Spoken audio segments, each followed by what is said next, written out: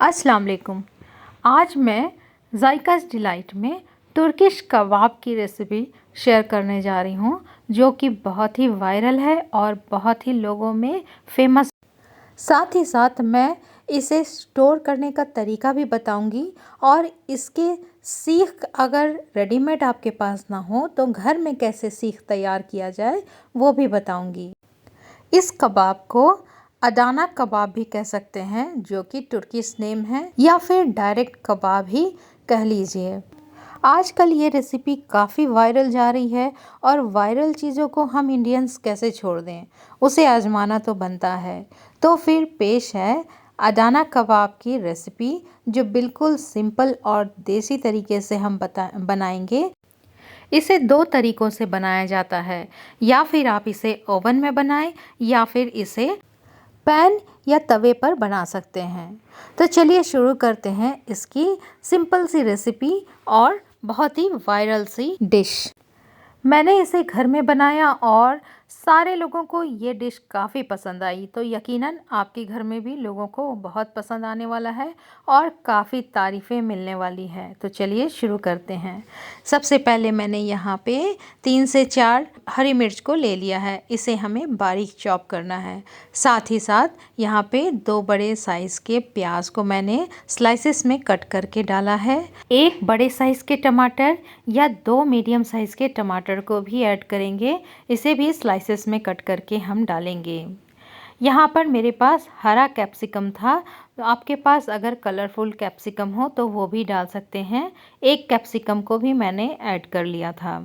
अब इसे हमें बारीक चॉप करना है। रुक रुक कर 2 से 3 बार हमें चलाना है, जिससे कि ये सारी सब्जियां अच्छे से चॉप हो जाएं और एक सी हो जाएं। इन सब्जियों में बहुत सारा पानी होता है, तो इस पानी की हमें ज़रूरत नहीं है। इस सारे पानी को हमें निकाल लेना है।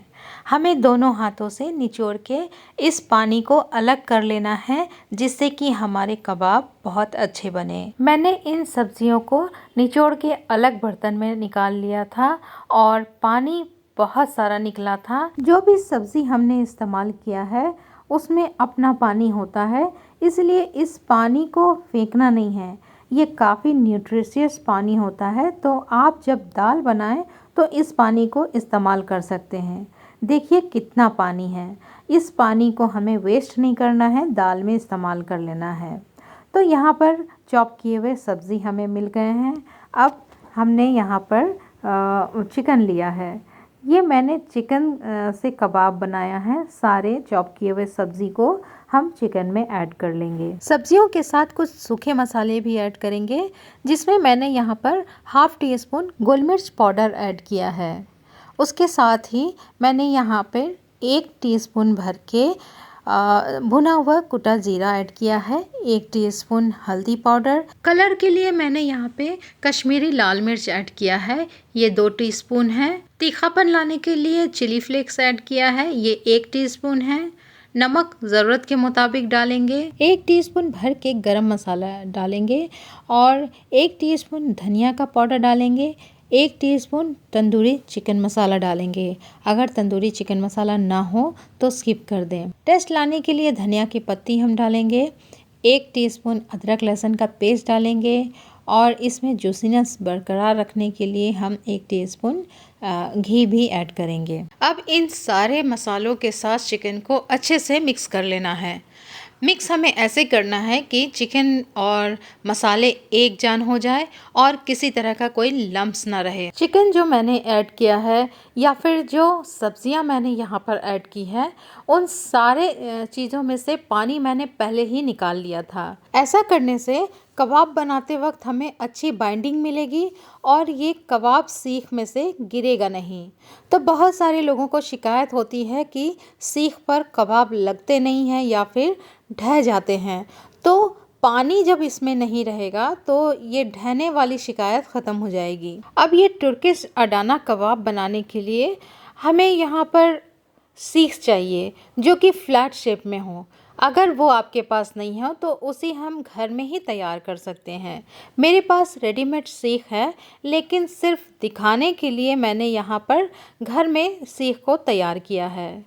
4 से 5 एक साइज़ के सीख को ले लेना है, जो कि आराम से किसी भी स्टोर पर मिल जाते हैं, और इसके दोनों साइड्स में हमें टेप चिपका लेना है, जिससे कि ये स्टिक्स हिले नहीं। 5 से 6 स्टिक्स इस सीख को बनाने के लिए चाहिए होता है, या फिर जितना फ्लैट आपको सीख बनाना है उतना फ्लैट आप सीख बना सकते हैं।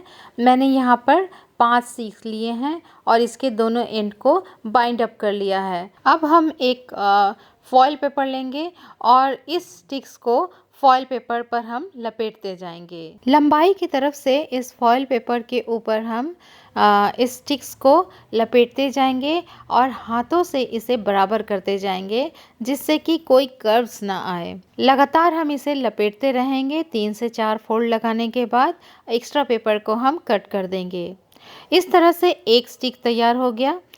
इसी प्रोसेस से मैंने 5 से 6 स्टिक्स तैयार किए थे। हमें एक अंदाज कर लेना है कि जितने भी कबाब के स्टिक्स बनाने हैं उतने ही हम स्टिक्स बना के तैयार कर लें। मैंने यहाँ पर टोटल 6 कबाब के स्टिक्स बनाए थे और सारे बनकर तैयार हो गए थे। अब बारी है इस स्टिक्स में कबाब को लगाने की, तो चलिए वो प्रोसेस भी देखते हैं मैंने किस तरह से किया है। जितनी देर में मैंने ये स्टिक्स तैयार किया है उतनी देर में चिकन मसालों के साथ अच्छी तरह से सेट हो चुका है। एक बार फिर से हम चिकन को मसाले के साथ हाथों से मिलाएंगे और एक अलग कटोरे में एक कटोरा पानी रख देंगे। इस पानी का इस्तेमाल कैसे करना है मैं बताती हूँ। एक सीख लेना है और अपने दोनों हथेलियों में हमें पानी लगा लेना है। इससे पानी लगाने से जो चिकन का मूवमेंट है हाथों में बहुत आसानी से हो जाएगा और ये चिपकेगा नहीं। चिकन का एक गोला बना लेना है और सीख के ऊपर कुछ इस तरह से लगाना है। हल्के हल्के हाथों से हम इस गोले को सीख के ऊपर फैलाते जाएंगे। इस सीख की लंबाई या मोटाई कितनी रखनी है ये बिल्कुल आप पर डिपेंड करता है, लेकिन जितना पतला हम सीख पर चिकन को फैलाएंगे उतनी जल्दी ये पककर तैयार होगा। हमने जो चिकन में मसालों के साथ घी ऐड किया है वो हमें हेल्प करता है कि ये कबाब बिल्कुल स्मूथ सा बने और ये सीख पर भी बहुत अच्छी तरह से फैल जाता है। जो भी एक्स्ट्रा चिकन हो रहा है उसके पेस्ट को मैं हटा दे रही हूँ और जितना फैल सकता है मैंने इसे सीख की लेंथ के हिसाब से फैला लिया है। अब अपने हाथों से आप इसे कोई भी डिज़ाइन दे सकते हैं। मैंने 2 उंगलियों के सहारे से इस पे मार्क्स बनाए हैं। आप कोई और डिज़ाइन भी डाल सकते हैं। चलिए एक सीख तो बनकर तैयार हो गया। अब बारी है दूसरे सीख की। तो ठीक उसी तरह से हम अपने दोनों हाथों पर पानी लगाएंगे और चिकन के पेस्ट को लेकर हम गोला बना लेंगे। उस गोले को सीख के ऊपर फैला लेंगे। ये काम हमें बहुत ही पेशेंस के साथ करना है और हल्के हाथों से हमें सीख के ऊपर कबाब को लगाते जाना है। अब आप यहाँ पर कोई भी डिज़ाइन बना सकते हैं। मैंने दूसरे सीख में दूसरी तरह का डिज़ाइन बनाया है। इस पर मैंने क्रॉस का निशान लगाया है जो कि पक जाने के बाद देखने में बेहद खूबसूरत लगता है। तो बातों ही बातों में मैंने यहाँ पर 6 सीख के स्टिक्स तैयार कर लिए हैं। अब इसे हमें, और ये सारे कबाब देखिए कितना खूबसूरत लग रहा है जो कि अभी तैयार भी नहीं हुआ है। तो अब इसे तैयार करना है। मैंने एक तवा गर्म किया है, आप चाहें तो कोई पैन भी ले सकते हैं। इस तवे पर मैंने हल्का सा तेल डाला है और इसे ब्रश की मदद से फैला लिया है। चारों तरफ हमें तेल बराबर फैला लेना है। इस कबाब को बनाने के लिए बहुत ज़्यादा तेल की ज़रूरत नहीं होती है, बस थोड़े से तेल में ही ये परफेक्ट कबाब बनकर तैयार हो जाता है। मैंने तवे की साइज़ के हिसाब से इस पर कबाब रख लिया है। इतना स्पेस छोड़ा है कि इसे उलट पलट आसानी से कर सकें। तेल गर्म होते ही इस कबाब के स्टिक्स को हमें तेल पर रख देना है। ये तेल बिल्कुल डुबाव तेल नहीं चाहिए, तेल की गर्मी से ही ये कबाब बनकर तैयार हो जाएंगे। जब एक साइड का कबाब हल्का ब्राउन हो जाए या वाइट कलर में आ जाए तो हम इसके साइड्स को चेंज कर देंगे। धीमी आंच पर इस कबाब को हमें बनाना है। बहुत हाई फ्लेम करने से हो सकता है कि कबाब नीचे से सट जाएं या फिर जल जाएं। बीच बीच में हम इसके ऊपर बटर या घी की पॉलिश करते रहेंगे। ये अलग एक जूसी फ्लेवर आएगा और टेस्ट भी बहुत ज़्यादा बढ़ जाएगा। तो घी या बटर की पॉलिश करना ना भूलें। धीमी धीमी आंच पे इसे हमें पकाना है और बीच बीच में हमें इसके साइड्स को चेंज करते रहना है। देखिए एक साइड से ये हल्का ब्राउन हो चुका है, मतलब कि ये तेल में बिल्कुल ना डूबते हुए भी पक रहा है। कम तेल में ही ये सीख अच्छी तरह से पक चुका होता है, बिल्कुल अंदर से सॉफ्ट और जूसी। तो अब मैं बताती हूँ कि कबाब को सीख से अलग कैसे करना है, जिससे कि बिना टूटे ये आराम से सीख से बाहर आ जाएं। मैंने एक फॉयल पेपर का टुकड़ा लिया है और हल्के हाथों से सीख से कबाब को निकाल लिया है। जल्दबाजी में हो सकता है कि सीख से कबाब निकालते वक्त कबाब टूट जाएं, तो अगर इसके लेंथ को मेंटेन करना है तो बिल्कुल हमें पेशेंस के साथ इसे निकालना है। और देखिए कम से कम तेल पे तवे की गर्मी से ही ये सीख कितनी अच्छी तरह से बनकर तैयार हुआ है। कुछ सीख को मैंने तवे पर बनाकर तैयार कर लिया था इंस्टेंट खाने के लिए, और कुछ सीख को मैंने स्टोर करने के लिए बनाया था। तो चलिए अब देखते हैं कि अगर हमें इस सीख को महीनों तक स्टोर करना है तो उसे किस तरह से हम रखेंगे। एक तरफ कच्चा सीख कबाब है और एक तरफ बिल्कुल फ्राई किया हुआ सीख कबाब है। आप दोनों में फ़र्क देख सकते हैं। तो ये जो कच्चा सीख कबाब है इसे हमें फ्रिज में स्टोर करना है। इसके लिए मैंने एक पैन में गर्म पानी किया है। उस पानी के ऊपर एक स्टीमर को रख दिया है जिसमें छेद हो। स्टीमर ना हो तो आप ऐसा बर्तन लें जिसमें अंदर से छेद हो या फिर वेपर आर पार हो सके। इस स्टीमर के ऊपर मैंने सीख के स्टिक्स को रख दिया है। 3 से 4 या जितना भी आपके बर्तन का साइज़ हो, सीख के स्टिक्स को रख दें और ऊपर से एक हल्का सा ढक्कन लगा दें। जितना भी स्टीम निकलेगा पानी के ज़रिए वो इस सीख को बेक करते जाएगा और बस हमारा सीख तैयार हो जाएगा। सीख पर जब स्टीम लगेगा तो सीख का कलर चेंज हो जाएगा, ये वाइटिश हो जाएगा। तो घबराना नहीं है, बस समझ लीजिए कि आपका सीख तैयार है स्टोर करने के लिए।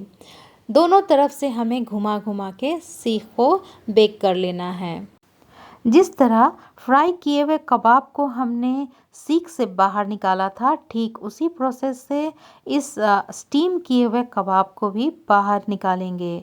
हल्के हाथों से हमें इसे निकाल देना है जिससे कि बीच से ये टूटे नहीं। इस सीख को स्टीम से हल्का बेक किया है। अब इसे खाना होगा तो हम हल्के तेल में इसे फ्राई कर लेंगे, ये खाने लायक हो जाएगा। क्योंकि ये हाफ कुक हो चुका है इसीलिए इसे निकालने में दिक्कत नहीं होती है।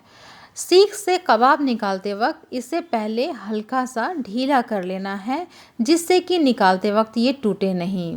तो एल्युमिनियम फॉयल की मदद से मैंने सीख से कबाब को निकाल लिया है और ये अब स्टोर करने के लायक हो चुका है। 1 से 1.5 महीने तक आप इसे आराम से फ्रिज में स्टोर कर सकते हैं। तो आपके सामने बिल्कुल 2 तरह के कबाब हैं, मतलब एक को इंस्टेंट आप खा सकते हैं और दूसरे को आप महीनों के लिए फ्रिज में स्टोर कर सकते हैं। मैंने स्टीम किए हुए कबाब को पॉली बैग में डाल लिया है और इसे डीप फ्रीज में डाल दूंगी जिससे कि 15 से 20 दिन या फिर 1 महीने तक ये आराम से इसमें सेफ रह सकता है। फ्राई किए हुए कबाब को मैंने यहाँ पर एज ए स्नैक्स यूज़ किया है और इसे सैलेड के साथ पेयर अप किया है। आप चाहें तो इसके बर्गर भी बना के खा सकते हैं या फिर रोटी के अंदर इसके रोल भी बना के खा सकते हैं। तो दोस्तों इस वायरल सी रेसिपी की देसी अंदाज में बना हुआ रेसिपी आपको कैसा लगा? आप ज़रूर मुझे कमेंट करें और आप भी अपने घर में बनाकर इसे ज़रूर सर्व करें। मेरे चैनल पर आप नए हैं तो मेरे चैनल को लाइक और सब्सक्राइब करें। मैं इसी तरह के देसी और वायरल रेसिपीज़ लेकर आती रहूँगी। मिलते हैं अगले जायके के साथ। अल्लाह हाफिज़।